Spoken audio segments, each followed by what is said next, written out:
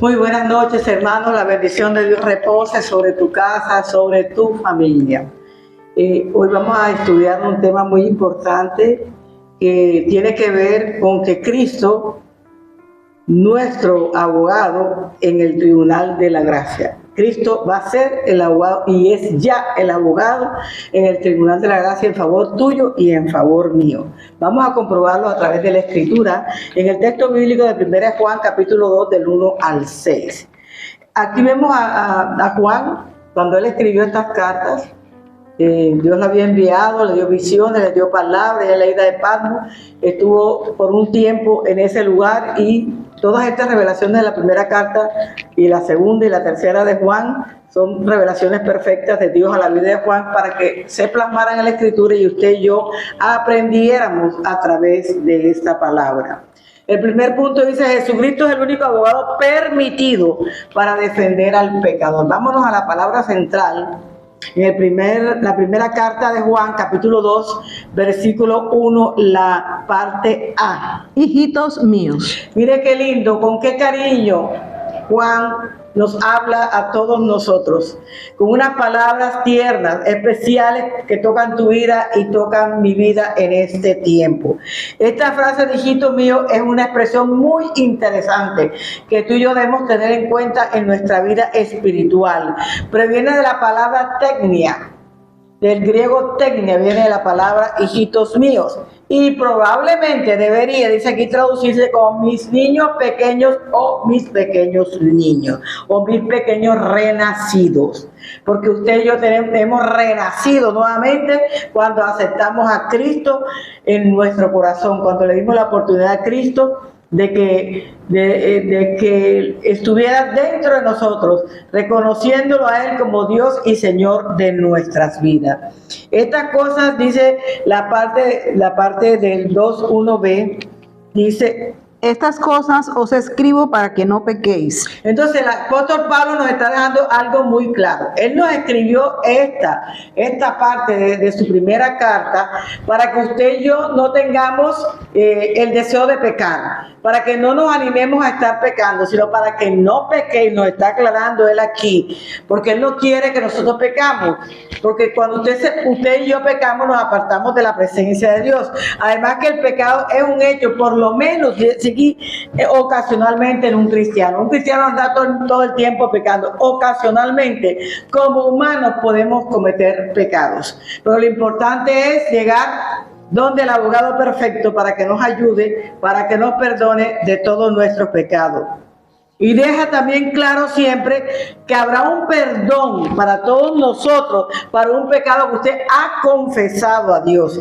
Por eso mis pecados, tus pecados, solamente a Dios tenemos que confesarlo. Entonces Él nos va a remitir ese perdón tan grande y nos va a limpiar de toda inmundicia a cada uno de nosotros. Sin embargo, también Juan pretende dejarnos claro a través de esta carta que el cristiano debe estar preocupado por sus pecados. O sea, usted preocúpese cada vez que peque, vaya corriendo a la presencia de Dios para que tus pecados sean borrados y sean limpiados nuevamente delante del Padre, como yo les he dicho ya en varias ocasiones, como lo hizo David. Yo reconozco que pequé y pequé contra ti, Señor, perdona mi pecado. O sea, reconoció, dijo a quién había ofendido y pidió perdón. Y eso es lo que tú y yo tenemos que hacer cuando nos equivocamos, cuando cometemos los errores que a veces nos descuidamos en ellos.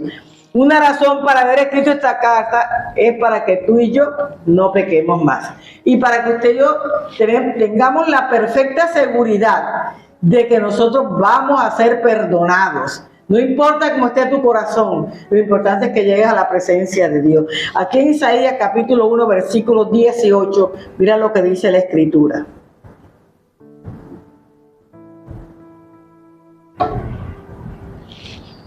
Venid luego, dice Jehová, y estemos a cuenta. Si vuestros pecados fueren como la grana, como la blanca nieve, serán emblanquecidos. Si fueren rojos como el carmesí, vendrán a ser como blanca lana.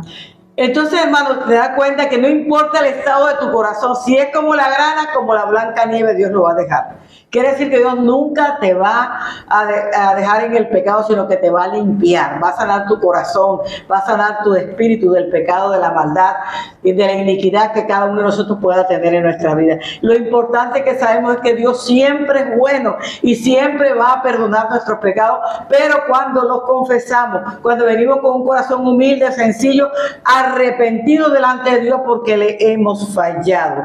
Mire, es un milagro que tú y yo podemos recibir todos los días, cada vez que nos equivoquemos, ir corriendo a la presencia de Dios. No importa si el pecado sea grande o sea pequeño, de igual manera Dios va a perdonar nuestros pecados. Anteriormente Juan dice aquí la escritura que rechaza la idea de que podemos ser perfectos y sin pecado. No hay ni uno, dice la escritura. Dice que todos somos constituidos pecadores. Por más que una persona se esfuerce por no pecar, nunca la perfección va a estar en ella. No quiero decir que no dejemos de ir trabajando en la perfección, porque es hasta la estatura de Cristo. Pero yo te digo que por más que sea, nosotros de alguna manera nos equivocamos, de alguna manera erramos y de alguna manera pecamos contra el Señor, pero nosotros, deja claro aquí Juan, no tenemos por qué pecar, tenemos que cuidarnos de no pecar. Y Dios no hace que el creyente peque, Dios en ninguna manera permite que usted y yo pequemos, todo lo contrario. Si somos honestos ante nosotros mismos, también podremos afirmar nosotros que Él aún no nos ha convertido en personas perfectas. Así que no nos creamos perfectos porque todavía Dios no nos ha convertido a nosotros en personas perfectas. Aún nadie, hermano, aún nadie ha logrado alcanzar una perfección a un nivel tan alto y elevado espiritualmente. Ninguno hasta el día de hoy. 1 Juan 5:18, mira lo que dice. Sabemos que todo aquel que ha nacido de Dios no practica el pecado, pues aquel que fue engendrado por Dios le guarda y el maligno no le toca. Entonces, hermano, recordemos la parábola del hijo pródigo. Es una parábola que es muy puntual para cada uno de nosotros. Yo le digo algo, hermano.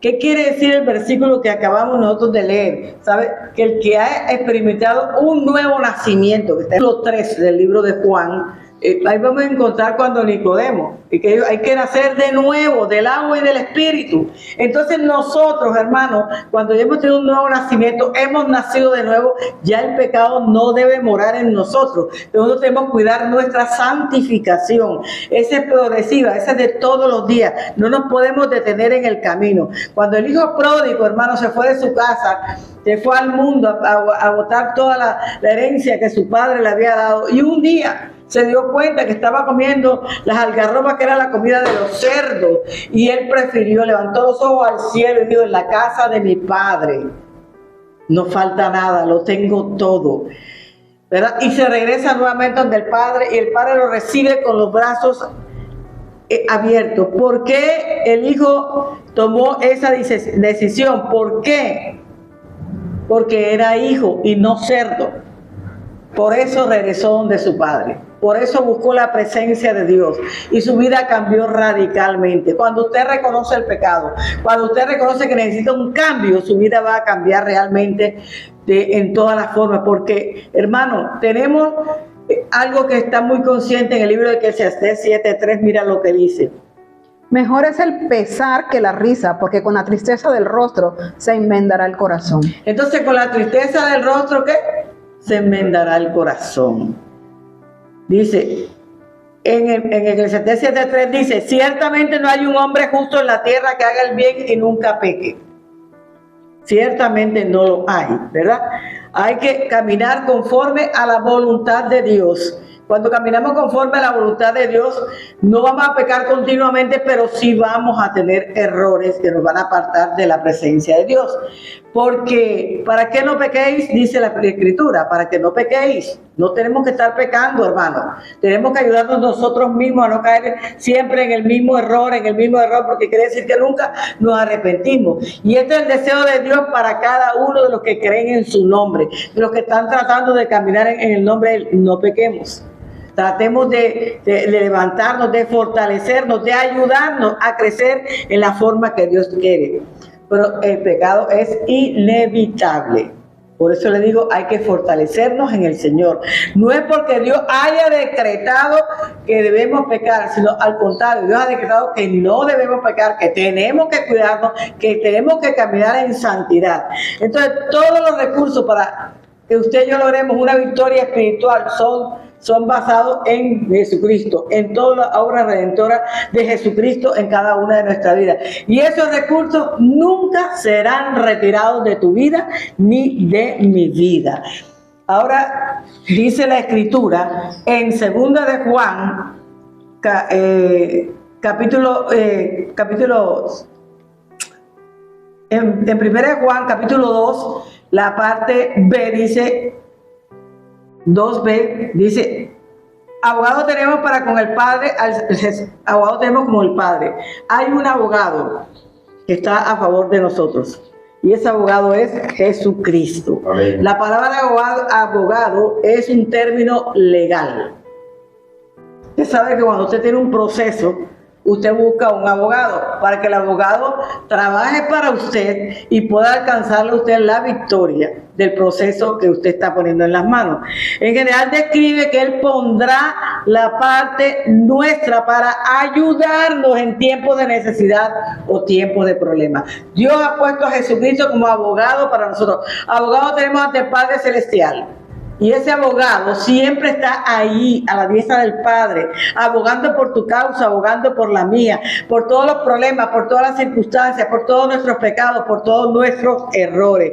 Tenemos un Padre Celestial extraordinario que envió a su Hijo Jesucristo aquí a la tierra para que usted y yo tuviésemos esa salvación tan grande, que nos ha dado un abogado de excelencia, y ese abogado de excelencia es Jesucristo. No hay un abogado mejor, ni más grande, ni más poderoso que Jesucristo, el que Dios nos dio para cada uno de nosotros.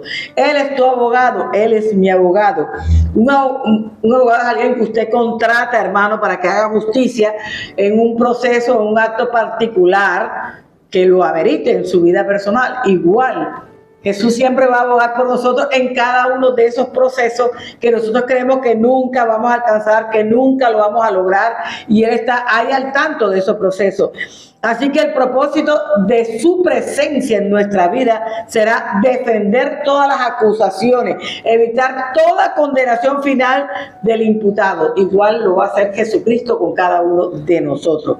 Es un intercesor ante el Padre Celestial. Jesucristo es el que intercede por nosotros día y noche ante el Padre Celestial. El hombre pecador está bajo de la inexpugnable, de lo más inexpugnable, de lo más bajo, ¿verdad?, posibilidad de salvación. ¿Por qué? Porque está en pecado. No quiere apartarse del pecado, quiere vivir en un pecado. ¿Pero qué significa inexpugnable? Que no puede conquistar a fuerza de las armas, nunca lo va a poder conquistar.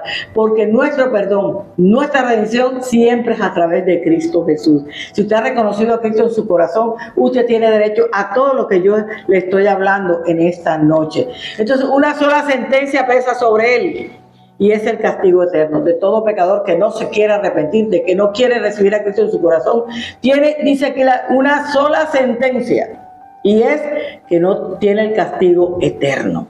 Así que, frente al hecho que es irremisible, o sea, sin remisión o perdón no hay salvación. Por eso usted tiene que llegar donde Cristo, usted tiene que rendirse ante Cristo y reconocerlo como Señor y Rey de su vida, para que sus pecados sean totalmente perdonados.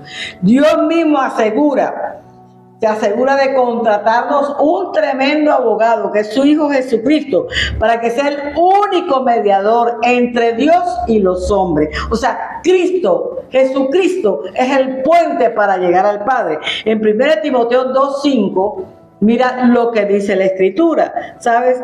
Él está en la causa del pecador y el juicio que él mismo necesita aplicar. Todo eso lo hace Jesús. ¿Por qué? Porque es el mediador que Dios nos dejó a nosotros para que fuéramos defendidos, para que fuera intercediendo por cada uno de nuestros procesos. Entonces tenemos un abogado, tenemos un intercesor. Mire todo lo que Dios nos ha regalado a través de su Hijo Jesucristo. Porque hay un solo Dios, un solo mediador entre Dios y los hombres, Jesucristo hombre. Entonces, hermano, esta decisión del Padre pone una distancia con todos aquellos que pretenden traer a otros intercesores delante de su presencia. No hay ni un solo intercesor que no sea Jesucristo, es el único. Y lo dice la palabra, que lo acabamos de leer en 1 Timoteo 2:5.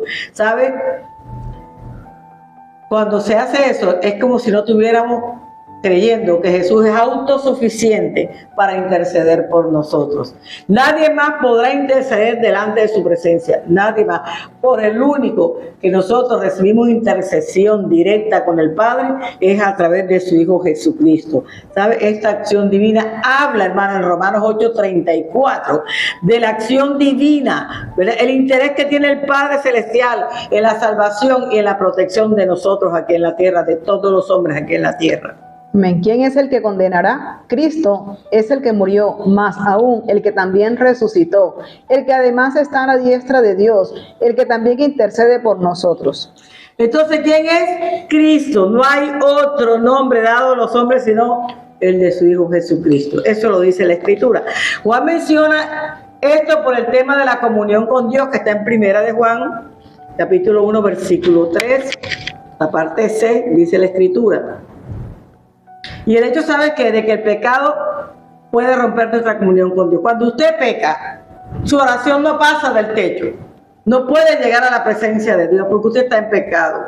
Usted lo que tiene que hacer es, como le dije al principio, reconocer, confesar y arrepentirse de sus pecados para que la oración suya pueda llegar al cielo. Porque la Escritura dice ya Juan 9:31 que Dios no escucha la oración del pecador, pero si el pecador se arrepiente, entonces Dios escuchará su oración y lo bendecirá. Así que cuando usted se arrepiente de todos sus pecados, entonces Dios sí va a escuchar sus oraciones. No lo digo yo, lo dice la Escritura. Y nuestra comunión verdaderamente es con el Padre y con su Hijo Jesucristo. ¿Con quién es nuestra comunión verdadera? Con el Padre y con su Hijo Jesucristo, no es con más nadie. Lo dice claramente la Escritura en 1 de Juan 1:3. Es con el Padre y con el Hijo que debe estar nuestra comunión perfecta con el Señor. ¿Sabe? La debilidad de nuestra carne, como dice aquí la Escritura, no está consistentemente deseosa de depender de Dios, porque la carne quiere hacer lo que le place. Pero cuando usted sujeta su carne al Espíritu, entonces el Espíritu va a gobernar su carne y usted va a poder vivir en la presencia de Dios, en la santidad de la cual Dios le está llamando. Entonces, la comunión con Dios no la podemos romper porque hacemos cosas indebidas, porque nos apartamos de la presencia del Señor. El Señor lo deja bien claro. Dios no ha hecho un sistema en que nosotros debamos, hermanos, romper nuestra comunión con Él. Nunca ha hecho ese sistema Dios. Por el contrario, Él ha hecho un proceso para que usted y yo podamos estar en comunión con Él. De hecho, que regaló a su propio Hijo, lo mandó aquí a la tierra, para que Él fuera el que a través de su muerte en la cruz y su resurrección pudiéramos recibir la salvación eterna, que todos la hemos ganado por gracia. Por eso dice la palabra por gracia, no porque nos la merecemos, porque no hemos hecho absolutamente nada. Esa sangre no nos costó nada a nosotros, solo le costó a Cristo su obediencia hasta la muerte de cruz. Entonces viene la justicia que representa a Jesús, porque dice Jesucristo el justo. En 1 Juan 2, versículo 1, la parte C. A Jesucristo el justo. Entonces, ¿a quién entregó Dios sino a Jesucristo el justo? Jesucristo es el abogado, el único abogado justo, el único que le va a doler lo que a ti te pasa, el único que va a luchar por darte siempre la victoria en los procesos de tu vida. Por eso es el justo, porque Él va a hacer justicia en tu vida. Hermano, si hasta ahora usted cree que no ha visto la justicia de Dios con aquellos que se han levantado en contra de tu vida, con aquellos que han tratado de dañar tu vida personal, yo te digo hoy, Dios está obrando. Y un día verás tus propios ojos la justicia de Dios en el proceso por el cual tú estás pasando. ¿Por qué Dios lo designa de esta manera? Porque frente a lo que va a defender, nadie más cumple con el requisito. O sea, Él es tan justo que los procesos que Él va a defendernos a nosotros, ninguno puede tener la justicia que Él tiene. Él es el único juez justo que juzga con justicia los procesos de tu vida y los procesos de mi vida. Nosotros fuimos justificados, pero donde hay gente que se jacta diciendo, es que a mí me gusta la justicia, es que a mí me gusta ser justo, pero son vana palabrería, porque cuando actúan muestran la injusticia más grande de su vida. Por eso no se crea mucho y aprendamos de verdad a vivir en la justicia de la cual habla la palabra de Dios. Por eso dice la palabra, busca el reino de Dios y su justicia.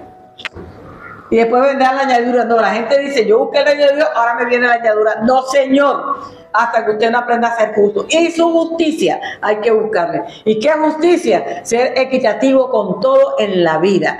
Es que uno se las quiere tirar de que gana más que el otro, de que en todos los procesos quiere ser el que gane, no le importa quién pierda, no le importa de qué manera lo hace. Eso es ser injusto. Y los injustos no heredarán el reino de los cielos. Está bien claro aquí en la Escritura. Es un tema, hermano, fuerte, pero es un tema que todo el mundo tiene que aprender porque está escrito en la palabra. La justicia no es de boca, la justicia es de acciones. Eso es lo que es la justicia. En tu forma de actuar, en tu forma de caminar, vas a mostrar qué tipo de justicia hay en tu vida personal. Jesús también es llamado el justo, que lo acabamos de leer a través del versículo bíblico, porque su justicia formó parte de su carácter. Fíjate cómo formó tanto en su carácter que Jesucristo fue manso y humilde, dice la Escritura. Manso y sencillo. Y así fue que pudo él predicar y enseñar la palabra que hoy nosotros estamos predicando. Por eso usted recibe la palabra y recíbalo con amor. Si la palabra no te hace rema, si la palabra no te inquieta, si la palabra no te produce nada, mi amor, usted está muy lejos de Dios. Porque la palabra dice, pues sí, yo actuaba de esa manera, yo hacía esto. La palabra corrige y enseña y nos forma en el campo espiritual. Entonces, el único humano que pisó la tierra y fue justo hasta morir fue Jesucristo. Yo quiero que esta noche no te duermas sin que tú pienses si realmente eres justo. Si tú realmente estás haciendo lo correcto en tu vida. Si tú no te estás llevando a la gente por delante, señalándola, criticándola, hablando mal de ella. Ojo con eso, hermano, porque de dónde está la justicia. Y la crítica no la condena, la murmuración también la condena el Señor. Así que tengamos mucho cuidado con lo que nosotros estamos haciendo en este tiempo. Él era justo en todo sentido. Jesús no falló absolutamente nada. Mire todo lo que hizo. ¿De qué forma lo hizo Jesús? No se dio ninguna injusticia en el tiempo en que Jesús vivió aquí en la tierra. Ninguno. La Biblia no muestra ninguna. Porque siempre fue un hijo bueno, un hijo fiel, que siempre vivió en la voluntad del Padre, haciendo la voluntad del Padre. Miren en su forma de vivir cómo era. No mostraba quién era Él. Sencillamente decía... Él vino fue a hacer, dice, el trabajo del Padre. Lo que mi Padre me envió a hacer, eso fue lo que yo vine a hacer. Estoy trabajando en los negocios de mi Padre, las veces que lo fueron a buscar. Y aún sus enemigos tuvieron que admitir que ningún mal había hecho cuando lo subieron a la cruz. Pero si este no ha hecho ningún mal, nosotros no somos malhechores, hemos hecho de todo. Pero él no merecía morir en una cruz, pero él lo hizo, ¿sabes qué? Por amor a ti y por amor a mí. Tenemos que reconocer que nuestra salvación se apoya única y exclusivamente en la muerte y crucifixión de Cristo Jesús. Ahí se apoya, en su obra finalizada, que fue la muerte, y la resurrección de Él para poder estar allá arriba, intercediendo y abogando por tu causa y por la mía, diciendo, mira, hay una persona que escribió esto, ¿sabe? Que la vida suprema de Cristo, lo que representó Cristo para nosotros en la cruz, lo que debe representar para ti, lo que tú debes saber de esto, hermano, que dice, por una vida que no he vivido. Murió por una vida que tú no la viviste, la vida de Jesús, no la vivimos. Por una muerte por la que no tuvo que pasar. Yo no pasé por la muerte, fue el Hijo de Dios. Acuérdate que en la vida él caminó aquí, fue señalado, criticado, apedreado, le dieron latigazos, le pusieron una corona de espinas, lo subieron a una cruz. Mire todo lo que pasó Jesús. Ahora también dice, por causa de esa muerte, yo hoy tengo la salvación.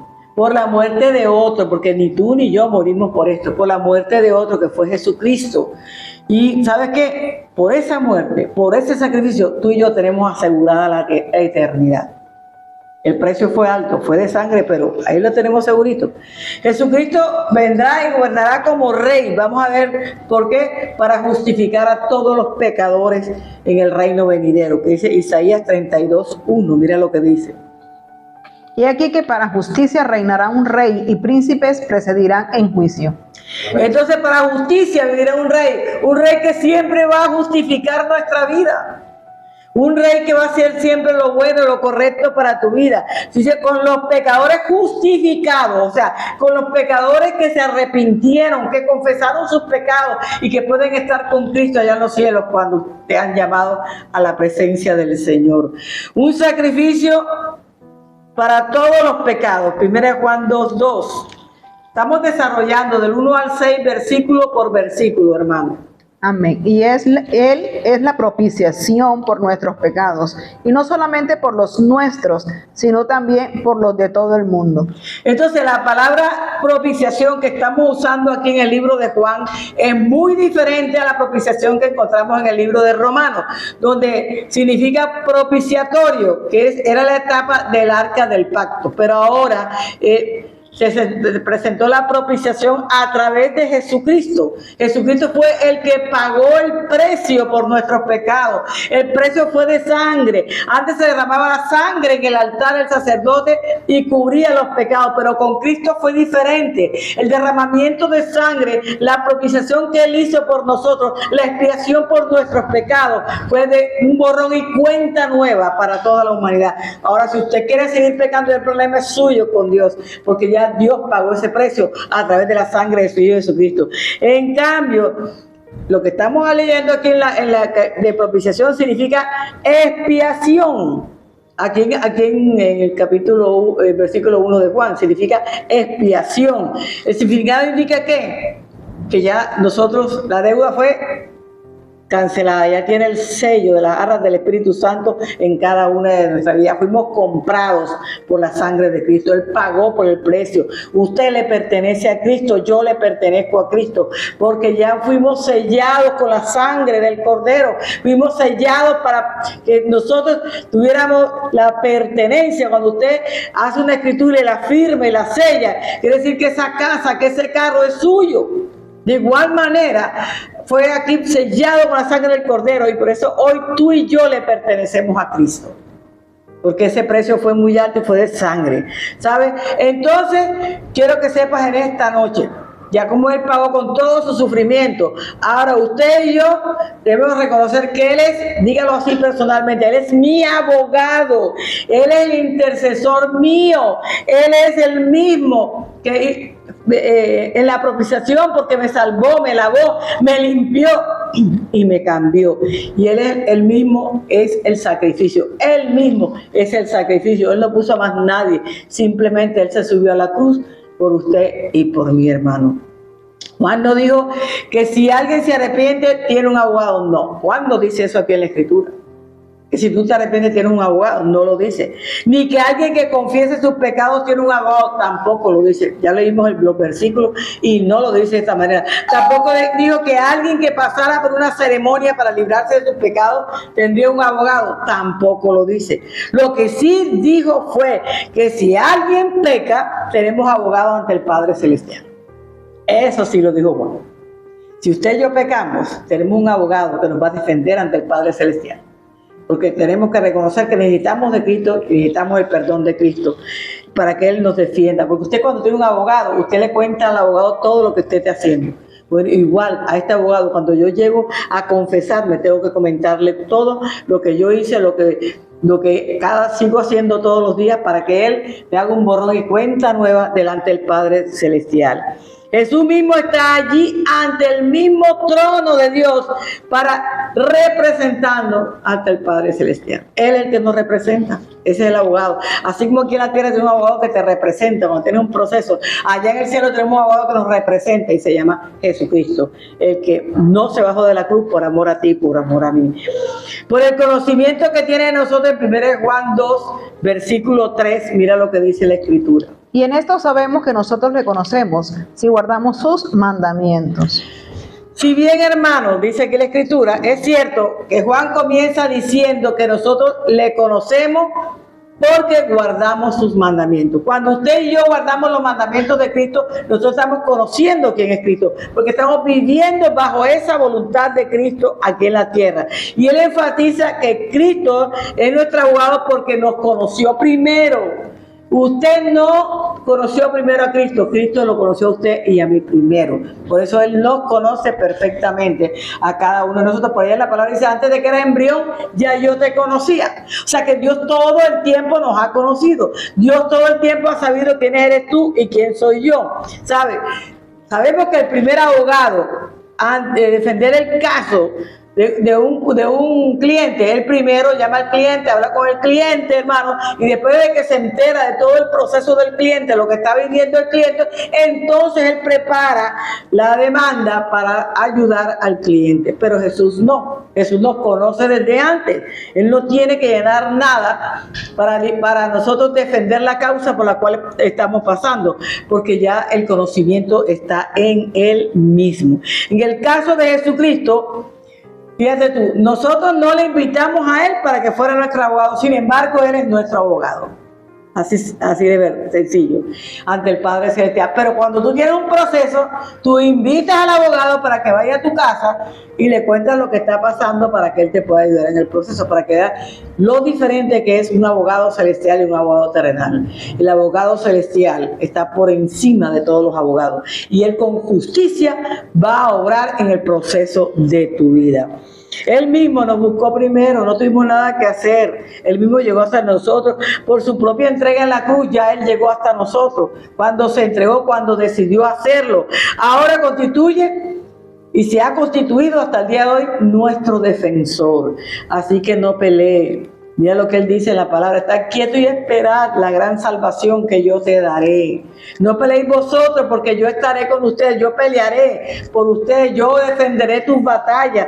Muchas cosas están escritas en la Biblia en favor de nosotros, de lo que hace el abogado defensor que tenemos en el cielo. Entonces es altamente importante que usted conozca a Jesucristo como un abogado, como un defensor espectacular que tenemos en el trono de la gracia. Mira lo que dice Juan 10. Versículo 3 y versículo 14. A este abre el portero y las ovejas oyen su voz y a sus ovejas llama por nombre y las saca. El 14 dice, yo soy el buen pastor y conozco mis ovejas y las mías me conocen. O sea, yo soy el buen pastor y yo conozco a mis ovejas y mis ovejas me conocen. Y en el anterior que dijo, en el 3, yo conozco a mis ovejas, yo les hablo y mis ovejas me oyen y me siguen. Si tú eres un verdadero cristiano, tú vas a oír la voz de Dios y vas a seguirlo. Si a veces vas a la iglesia y solamente eres oidor, más no un seguidor, no se está cumpliendo la palabra en ti. Tú y yo tenemos que ser seguidores de Cristo, porque Cristo dio y plasmó su vida por usted y por mí en este tiempo. Por el conocimiento que tiene de nosotros, 1 Juan 2, versículo 3. Y en esto sabemos que nosotros le conocemos y guardamos sus mandamientos. Entonces, si usted quiere conocer a Cristo, usted tiene que conocerlo. ¿Cómo? Guardando sus mandamientos. Si no guarda los mandamientos, no hay nada que hacer en su vida personal. Así que, hermanos, yo le invito en esta noche a que usted aprenda a conocer a Jesús y solamente a través de este libro usted va a aprender a conocer a Jesús. Vamos al segundo punto que dice, Jesucristo, por ser el único abogado justo, nos demanda que seamos fieles. 1 Juan capítulo 2, versículos 4 y 5. La obra de Cristo como nuestro abogado necesariamente es aquí nos conduce a ser consecuentes a través de la semejante demostración que Dios nos hizo a nosotros cuando caminó aquí en la tierra, nos dio testimonio de vida. Nosotros tenemos que caminar bajo las pisadas de Jesucristo en nuestra vida. ¿Y cómo? Guardando los mandamientos, así como Él guardó la palabra para hacer la voluntad del Padre, que fue el testimonio que nos dio, nosotros tenemos que guardar los mandamientos para poder testificar de la obra redentora de Cristo en cada una de nuestras vidas. Entonces tenemos que guardar los mandamientos. Juan lo está diciendo explícitamente aquí, ¿sabe? Y lo insiste. Solamente el que conoce a Dios, ¿sabes cómo se conoce? Porque guarda los mandamientos. Porque tiene una vida apartada de la mundanalidad y camina. No quiero decir que no vivas en el mundo, porque en el mundo tenemos que vivir. Estoy hablando de la mundanalidad y vivir una vida tratando de alcanzar la santidad día por día, que es lo que nos ha llamado Dios. Guardar sus mandamientos es hacer que de su palabra nuestro estudio diligente, la aplicación de esta palabra en nuestras vidas. Que nosotros, el testimonio que demos es que Cristo reina en nosotros, que Cristo es el que maneja nuestra vida, que Cristo es el que camina con nosotros. Eso es guardar los mandamientos. No es que te lo sepas de memoria, porque hay gente que se conoce desde Génesis hasta Apocalipsis la palabra, pero el testimonio es totalmente contrario a lo que dice la palabra. Eso no es conocer a Dios, eso no es conocer a Cristo, eso no es valorar el sacrificio que Cristo hizo por nosotros aquí en la tierra. Usted y yo tenemos que elaborarlo como conociendo a Cristo y guardando su palabra, porque es un binomio que dice aquí la Escritura, inseparable. Conocer y guardar la palabra no la podemos separar, porque eso es lo que nos lleva a nosotros a tener ese crecimiento espiritual del cual Dios nos ha llamado a nosotros. Hermano, si nosotros no guardamos la palabra, dice la Escritura que somos mentirosos.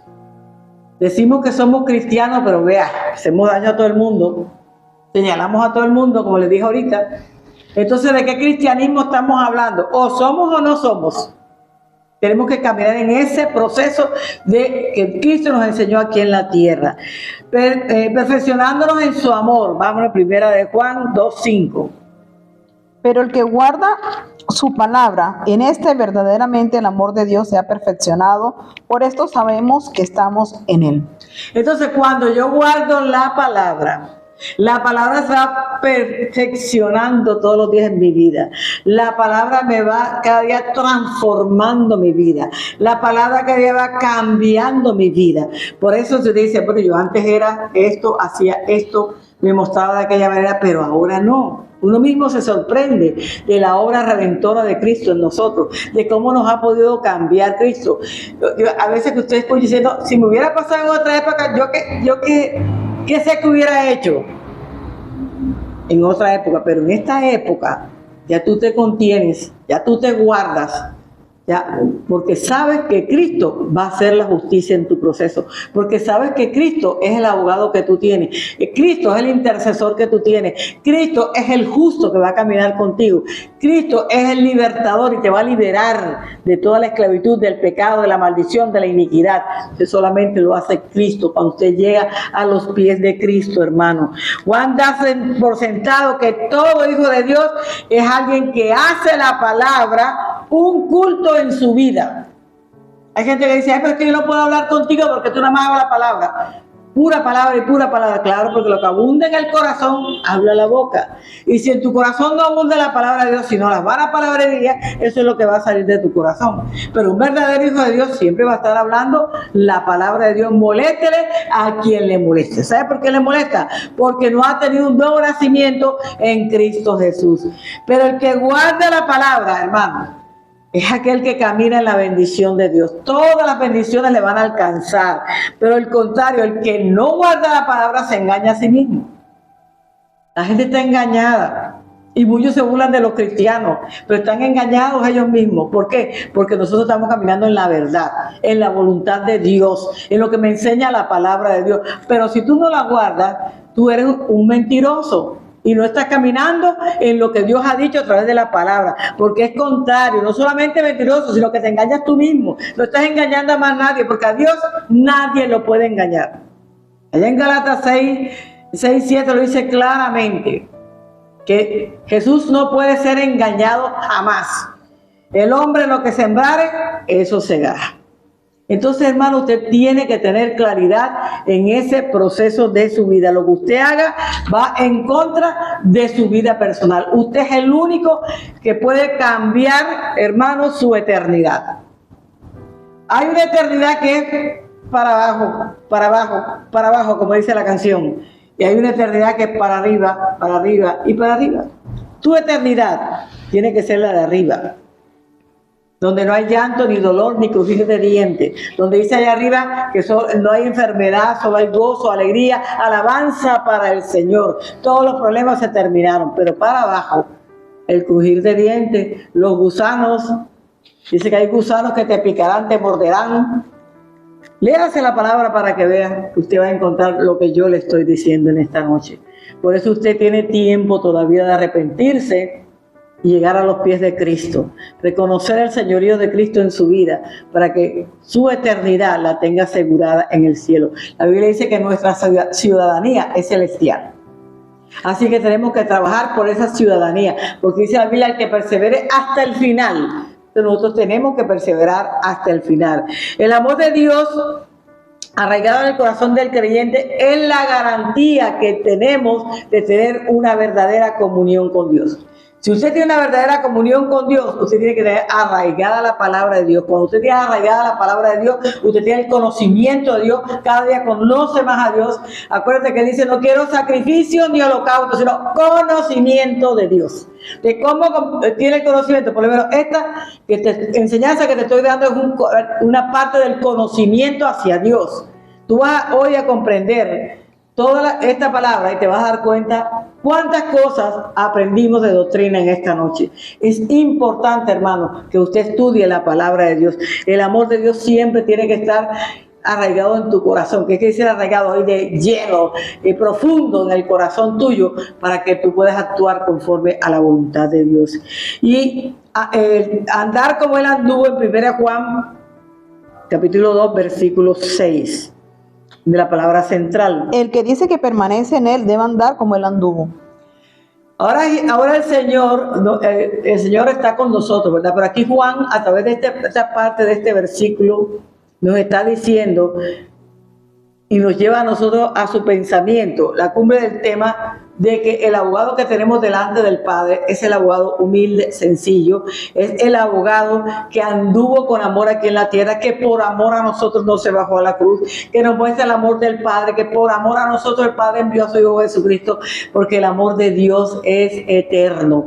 La esencia de un cristiano tiene que ser el amor de Dios. Si el amor de Dios no está en tu corazón, no va a pasar absolutamente nada. La palabra dice, hermanos, amados los unos a los otros con entrañable amor, dice la Escritura, o sea, con un profundo amor. Por eso los cristianos pasan a ser nuestra familia, porque aprendemos a amarnos conforme a la palabra de Dios. El que dice que permanece en él, que acabamos de leer, es condicional, ¿verdad? Es incondicional para con Dios.